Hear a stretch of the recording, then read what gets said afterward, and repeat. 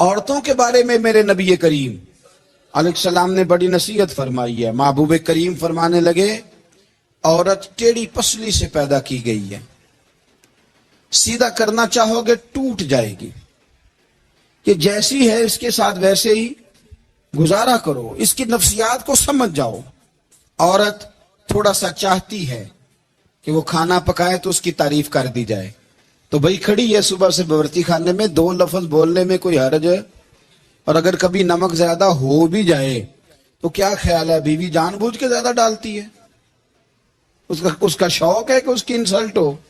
ہمارا رویہ اتنا سخت ہوتا ہے، بعض اوقات اتنا تکلیف دہ ہوتا ہے کہ اس سے جذبات کو ٹھیس پہنچتی ہے، مزاج میں خرابی آتی ہے. تھوڑی تعریف دیکھیں، عورت چاہتی ہے تھوڑا سا کہ میرے خاندان والے، میرے سسرال والے میری تھوڑی عزت کریں، تو وہ اگر سارا کچھ چھوڑ چھاڑ کے آ گئی ہے تو اس طرح ہم اپنی بیٹی کے لیے ذہن رکھتے ہیں عزت کا، اگر تھوڑا اس کے لیے بھی بنا لیں گے تو میرا خیال ہے کوئی حرج والی بات. ہم نا لوگوں کا خیال رکھنے کی بجائے لوگوں کو چڑھاتے ہیں. ناراض تو نہیں ہو جائیں گے آپ؟ نہیں، رہن دینے ہیں، لگتا ہے تو ساں ہو جانا ہے. بھائی چڑھاتے ہیں لوگ. کسی نے کہہ دیا نا کہ یہ میرے گھر نہ آئے آج کے بعد، باپ نے بیٹے کو کہہ دیا یہ تیرا رشتہ دار نہ آئے، وہ کہتا تو سویرے ضرور آئی، دیکھاں گا تینوں کیڑا ڈکدا ہے، آنا صبح. وہ کسی نے کہہ دیا نا اس گلی سے نہ گزرنا، کہنا میں بھی گزروں گا، تو دیکھ لے جو تو نے کرنا ہے. ہم لوگوں کی نفسیات کے بلکہ پتہ چل جائے نا فلانے کو فلان چیز بری لگتی، اس کو لوگ زبردستی کرتے ہیں، چڑھاتے ہیں، نفرتیں پیدا کرتے ہیں، اس کے اندر غرور لاتے ہیں، مزاج کے اندر چڑچڑاپن پیدا کرتے ہیں. یہ کام نہ کریں. سارے صحابہ حیا والے تھے، سارے ہی اکرام والے تھے، پر حضور سید عالم صلی اللہ علیہ وسلم کی پیاری زوجہ حضرت عائشہ صدیقہ رضی اللہ تعالیٰ عنہ فرماتی ہیں کہ میں حضور کے گھر میں پردے کے پیچھے دیکھ رہی تھی، نبی کریم آرام فرمائے تو حضور کی نا تہمت مبارک پنڈلیوں سے ذرا اونچی ہو گئی، پنڈلیوں سے ٹخنوں تک مرد کا چھپا ہوا ہو تو وہ جائز ہے، اس سے نیچے ننگا نہیں کرنا چاہیے، اوپر اس سے ٹخنوں سے اوپر، نیچے ہو بھی جائے تو خیر ہے. حضور کی پنڈلیاں نا تھوڑی سی چادر ہٹی ہوئی تھی، پنیاں کہتے ہیں ہم پنجابی میں، پنڈلیوں سے ذرا چادر ہٹ گئی، حضور لیٹے رہے آرام فرما رہے. فرماتی ہیں باہر دستک ہوئی، حضور نے فرمایا کون ہے؟ عرض کی ابو بکر صدیق یا رسول اللہ، اجازت ہو تو حاضر ہو جاؤں؟ حضور نے فرمایا آ جاؤ. کہتے ہیں حضور لیٹے رہے، حضرت ابو بکر آئے، بات چیت ہونے لگی. تھوڑی دیر کے بعد پھر دستک ہوئی، کون ہے دروازے پہ؟ یا رسول اللہ عمر بن خطاب ہوں.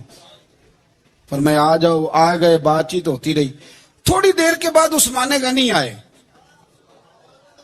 یا رسول اللہ آ جاؤں؟ فرمایا عثمان ذرا ٹھہر. حضرت عثمان ٹھہر گئے، نبی کریم اٹھ کے بیٹھے، چادر مبارک پنڈلیوں کے گرد لپیٹی، اپنے کرتے کو سیدھا فرمایا، کہا عثمان آ جاؤ. عثمان آئے، بات چیت ہوئی، چلے گئے. سیدہ کہتی ہے میں نے پوچھا یا رسول اللہ عثمان تو بڑی ٹھنڈی طبیعت کا بندہ ہے، وہ تو بڑا میٹھا آدمی ہے، حضور کوئی جاہو جلال نہیں، کوئی بات نہیں، کوئی، وہ تو بڑا پیارا ہے. عمر آئے تو آپ لیٹے رہے، ابو بکر آئے تو آپ لیٹے رہے، تو عثمان. حضور فرمانے لگے عائشہ عثمان سے تو فرشتے بھی حیا کرتے، عثمان سے تو فرشتے بھی حیا کرتے ہیں، تو میں نہ حیا کروں؟ آپ اس بات کو سمجھے، غور کریں کہ اگر ان کی طبیعت اس طرح کی ہے کہ وہ کہتے ہیں کہ وجود زیادہ چھپا ہوا ہونا چاہیے، تو نبی پاک نے ان کی طبیعت کا خیال کیا ہے، حضور نے ان کے مزاج کا. تو آپ کو نہیں پتا کہ ابا جی آپ کے کیا سوچتے ہیں، کیا چاہتے ہیں؟ آپ کو نہیں پتا آپ کے استاد کا مزاج کیا ہے؟ آپ کو نہیں پتا آپ کے مرشد کامل کی طبیعت کس طرح کی ہے؟ وہ کن باتوں میں راضی ہوتے ہیں، کن میں ناراض ہوتے ہیں؟ ہمیں سارا پتا ہوتا ہے، لیکن ہم چاہتے ہی نہیں صحیح کرنا معاملات کو. ہم اپنے وجود پر تھوڑا سا بوجھ ڈالنا ہی نہیں چاہتے، اپنی طبیعت کو تھوڑا سا تکلیف دینا ہی نہیں چاہتے. حضرت صدیق اکبر رضی اللہ تعالی، مالدار آدمی، کروڑوں پتی شخص، لیکن انہوں نے نا ایک موقع پہ پھر ٹاٹ کا لباس بھی پہن لیا. تو کسی نے ان سے کہا ابو بکر یہ کیا؟ फरमाने लगे नबी करीम को मेरे आका को गरीबी पसंद है तो अबू बकर गरीब बन गया है। खत्म हो गई। जे सोना ही मेरे दुख विच राजी ते मैं सुख नू चुल्ले डावां, ठीक हो गई बात। वो जिस हाल में रखे उस हाल में राजी रहना है। ये जो मिजाज है ना हमारा कि मैं ढलना नहीं चाहता, मैं बदलना नहीं चाहता, हम तो गुलाम हैं फिर भी नहीं बदलते।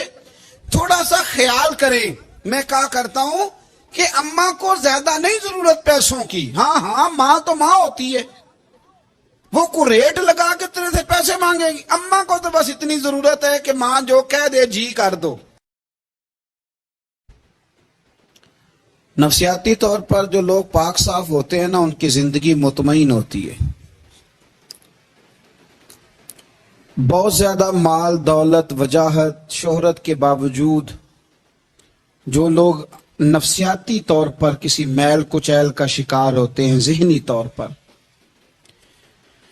वो सारी सलाहियतों के बावजूद भी कमजोर, बेचैन और बेसुकून रह जाते हैं। जिंदगी में गुमान, सोच, अपनी नफ्सियात को हमेशा अच्छा रखें।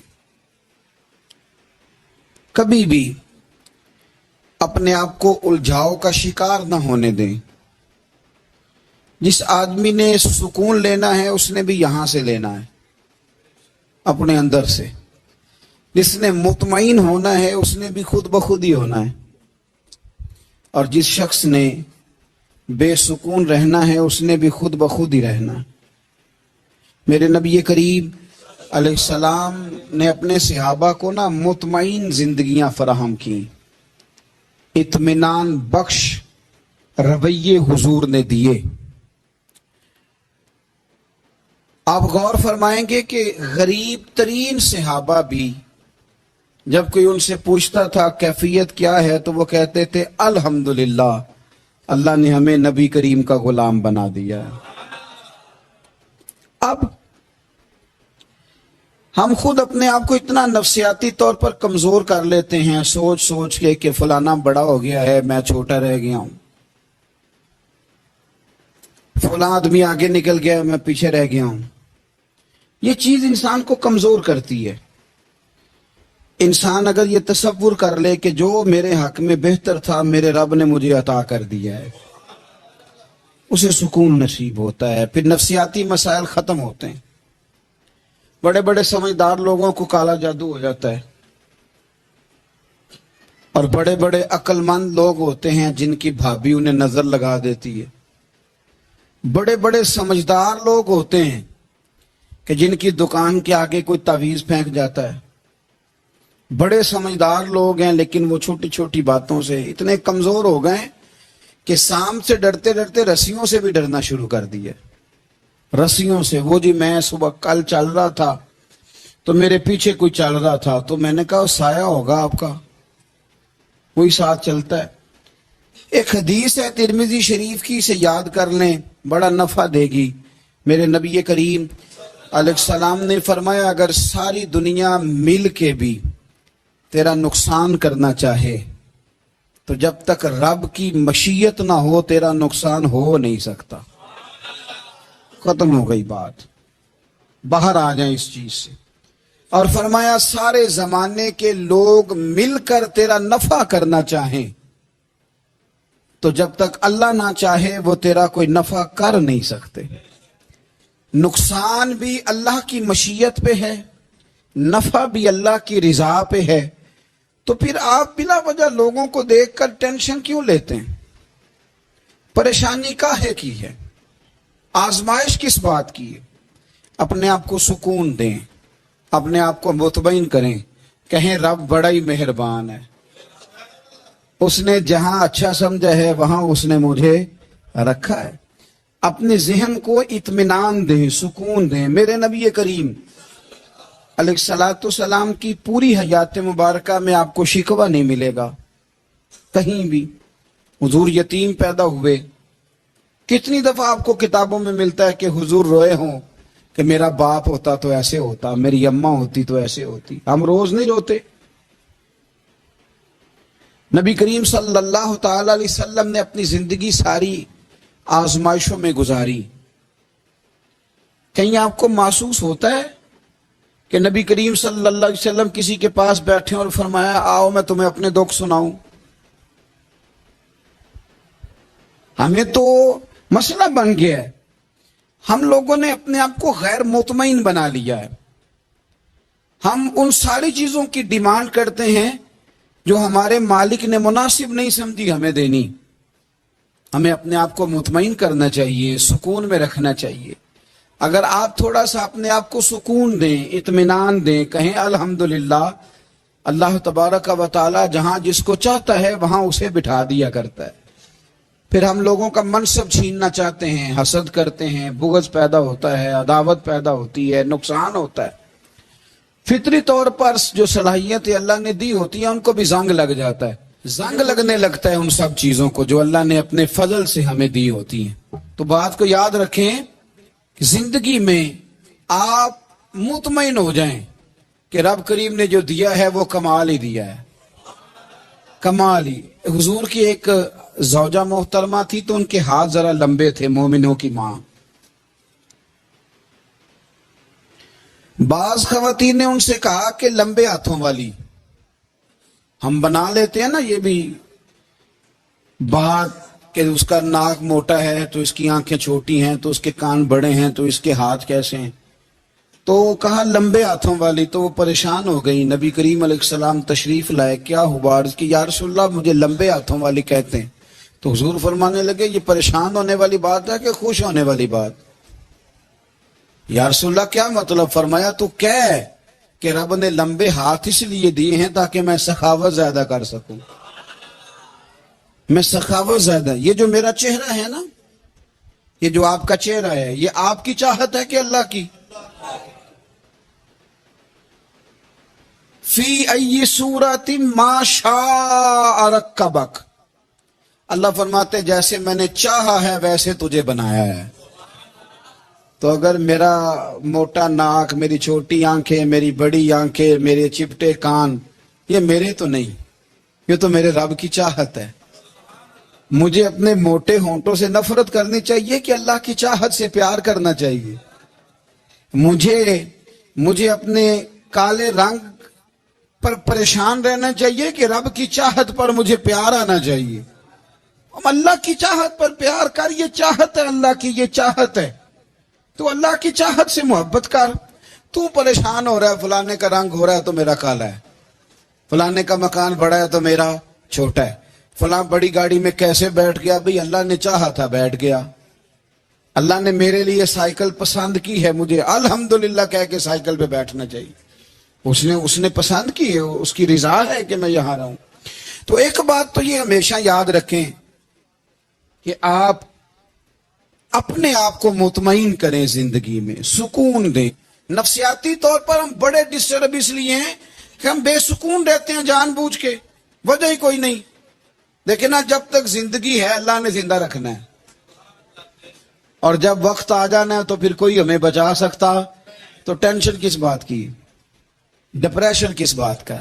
ایک بات. دوسری بات یہ کہ دوسروں کی نفسیات کا بھی تھوڑا تھوڑا خیال کریں. ہم پتہ کیا چاہتے ہیں؟ سارے میرے مطابق چلیں، پھر نفسیاتی مسائل پیدا ہوتے ہیں. میرے ساتھ اگر 100 بندہ پیار کرتا ہے تو ان کے مطالبے الگ الگ ہیں. کوئی کہتا ہے جناب کو پیار ہی کرنا چاہیے، ہر ایک سے مسکرا کے ملنا چاہیے. کوئی کہتا ہے حضرت صاحب اتنا بھی پیار کریں تو لوگ نگل جاتے ہیں، تھوڑی ڈنڈی پٹی بھی ہونی چاہیے. دونوں قسم کے لوگ ہیں نا جی. ایک وہ شخص ہے جو کہتا ہے اتنا بڑا مجمع ہے تو 2 سیکیورٹی گارڈ بھی ہونے چاہیے. تیسرا کہتا ہے جی عجیب عجیب لگتا ہے، ایک گارڈ رکھے ہوں کسی بندے نے، کسی بڑے آدمی. تو یہ ہر بندے کا مطالبہ. اب آپ نے کیا کرنا ہے؟ آپ نے لوگوں کے مزاج کی رعایت کرنی ہے. جہاں تک آپ پیار کر سکیں آپ نے کرنا ہے، جہاں تک محبت کر سکیں آپ نے محبت. نبی پاک نا بچوں کے مزاج کا خیال کرتے، چھوٹے بچوں. حضور پاک سے گزرتے تو فرماتے السلام علیکم. ایک بچے نے نا حضور کے کپڑوں پر پیشاب کر دیا تھا، اس کی ماں پریشان ہو گئی. بخاری ہے. یا رسول اللہ وہ بچہ تھا پتہ نہیں چلا. تو نبی پاک فرمانے لگے کیا ہو گیا؟ وہ بچہ ہے. اللہ نے پانی پیدا کیا نا، ابھی اس پہ پانی بہائیں گے سب ٹھیک ہو جائے گا. وہ بچہ ہے. لیکن حاجی صاحب گھر میں بگڑ جاتے ہیں، پوتا اگر پیشاب کر دے کہتے ہیں میں نماز پڑھنی ہوں، وہ بگڑ جاتے ہیں. پیر صاحب بگڑ جاتے ہیں اس بات پہ، علامہ صاحب بگڑ جاتے ہیں. سیٹھ صاحب کہتے ہیں پتہ ہی نہیں بچے نے پیشاب کر دیا ہے. حضور نے فرمایا کہ بچہ بچہ ہوتا ہے، وہ چھوٹا ہے، اس کا ایک مزاج ہے، اس کا ایک مطالبہ ہے. اب آپ یہ کہیں کہ وہ بڑا مجھے پاک صاف سمجھتا ہے تو اس رویے سے میرے ساتھ وہ ملاقات کرے، آپ اس کے مزاج کی رعایت کریں گے. نبی کریم کے غلام کے بیٹے ہیں حضرت اسامہ بن زید، نواسوں کی بات نہیں سنا رہا. زید بن حارثہ حضور کے غلام تھے، ان کے بیٹے ہیں. چھوٹی عمر تھی، ناک بہ رہا تھا. ویسے دادا جی ناک صاف کر دیتے ہیں پوتے کا؟ ہو سکتا ہے وہ ڈانٹ دیں کہ چل دوڑ جا، کتنا گندا. اماں سے کہتے ہیں ناک صاف کرے، چل نالائق. نانا بھی کہتے ہیں بھاگ جا. کیونکہ وہ حاجی صاحب نے وضو کرنا ہے، نماز پڑھنی ہے، تو ان کے قریب یہ چیز آ گئی تو بڑا مسئلہ بن جائے گا. نبی کریم صلی اللہ علیہ وسلم نے کہا عائشہ اسامہ کے ناک بہ رہی ہے، صاف کر دو. حضرت عائشہ کہتی ہے میں ذرا اٹھی کو کپڑا دیکھ لو تو حضور جلدی سے اٹھے.